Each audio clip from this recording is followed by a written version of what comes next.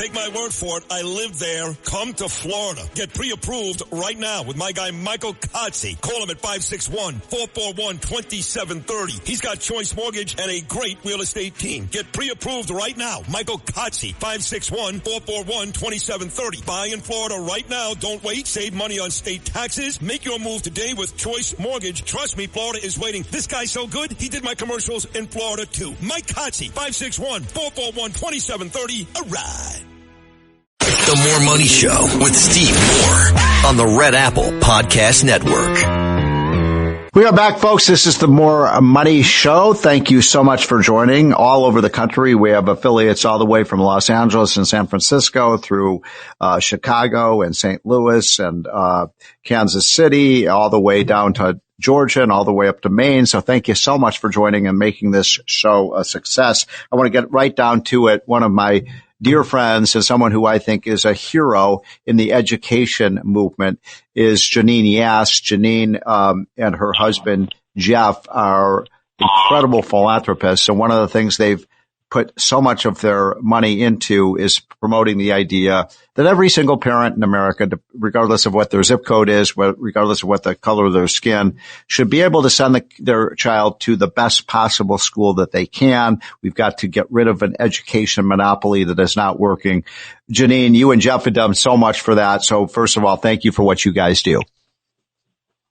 Thank you for having me, Steve. So I was so inspired, as I always have been, when I go to what is called the Yass Prize event. And this is, for those who are not familiar with this is an event where you celebrate the entrepreneurs and the people who are doing so much to bring creativity and knowledge and wisdom to our children who want an alternative to the public schools. And tell people about how you started the Yass Prize, how it works. And I've never seen so many amazing people in my life that were on the stage with you a week ago when we were in Washington, D.C. at the Reagan Building. It's such a cool thing that you guys have done. Thank you. Yes, they are an inspiring bunch of people. And everyone is still floating high from that event. We started this prize, the Yass Prize in particular. We restructured our philanthropy during COVID.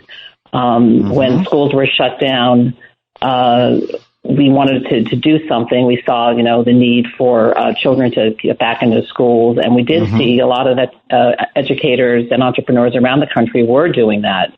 They were providing alternatives to the closed schools. And we felt really compelled to support them. And by the way, this was when the public schools, many of them around the country, were shutting down, right? So parents had to find an alternative. Right.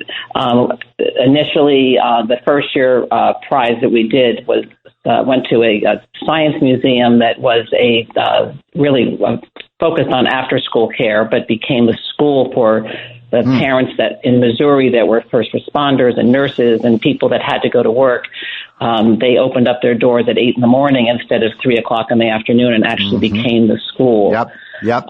People like that. And we were shocked. We put a call out that we were going to give these grants, and we had close to 2,000 applications from around the country. Wow.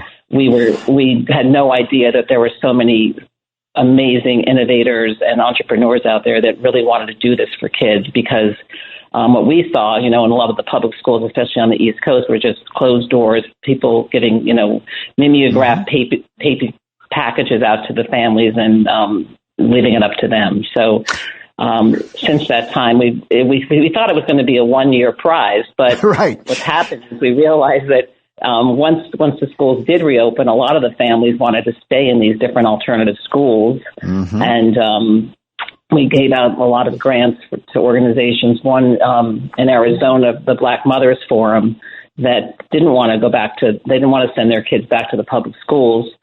So we gave them a small grant at the time that really inspired that whole community to enact an educational savings account for the state of Arizona, so that money could stay in the hands of these entrepreneurs. So we're in the business of supplying the schools for parents that want these options. So Janine Yass is being very modest here because she and Jeff, I think this year awarded $2 million to the grand prize winner got a $1 million prize. And I think, Janine, if my memory serves me correctly, there were 4 runners up that also received $250,000, which means so much to them. And folks, these are teachers and educators who are really, truly devoting their life to our kids.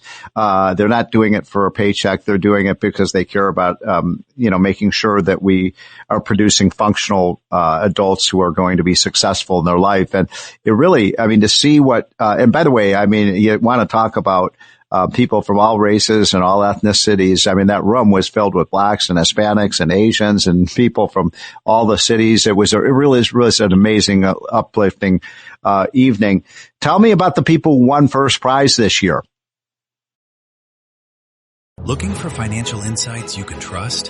How do you protect yourself as an investor? What's the strategy? I think it's really simple. I think you just want to be diversified in your portfolio.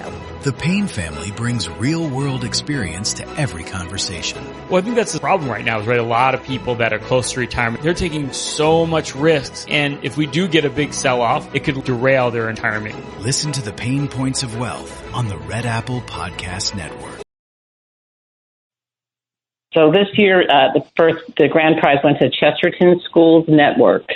It's a system of really a micro school network that was started by a fantastic woman who started the school really because her son was not fitting in the public school at the time. Mm-hmm. He was being bullied, and she looked around.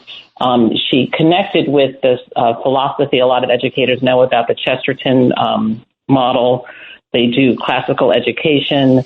They have a religious Catholic component.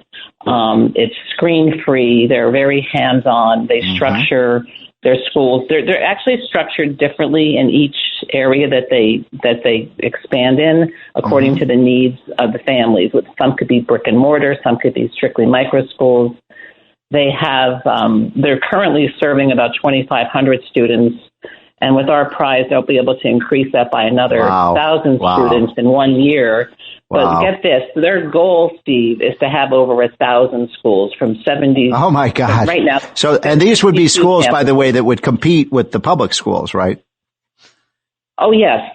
It's mostly kids are coming out from schools that aren't serving them, whether they're public or other private schools. Some kids have dropped out of school, and then they re-enroll in schools like this if they find better options. But we really were so impressed by her and her enthusiasm and her dedication, her staff. We had a press conference the day after the award, and she couldn't attend. She attended initially for like 20 minutes, but she had to get on the flight to go to Argentina, where they're demanding her to open schools there. Wow. So, she was a pretty sure bet for us. Well, it's so incredible. Tough, and, Janine, you all and Jeff Yass have also done so much to promote the whole school choice movement, which is really about giving parents choices, especially in inner cities. And to me, this is the number one cause of our country right now. When you have as many as 1/3 of kids in these schools that can't even do reading and math at grade level proficiency, Houston, we've got a problem.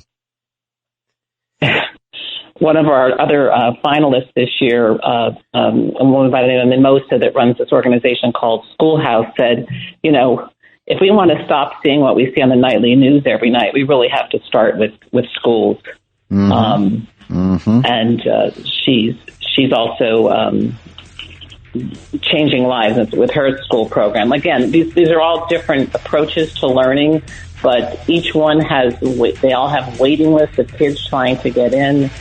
So it's really our honor to be able to help out these families around the country. Well, Janine, thank you so much for what you do. I'd love to have you on again soon, because what you guys have done is really helping so many tens and tens of thousands of kids who have fallen through the cracks in the public schools. By the way, I was one of those people.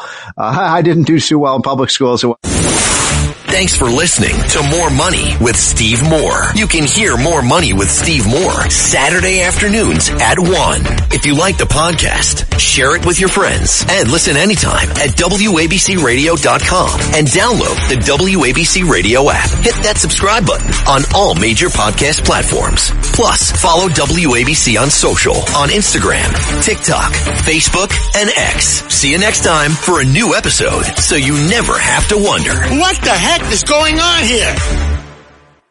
Looking for financial insights you can trust? How do you protect yourself as an investor? What's the strategy? I think it's really simple. I think you just want to be diversified in your portfolio. The Payne family brings real-world experience to every conversation. Well, I think that's the problem right now is, right, a lot of people that are close to retirement, they're taking so much risks. And if we do get a big sell-off, it could derail their retirement. Listen to the Pain Points of Wealth on the Red Apple Podcast Network.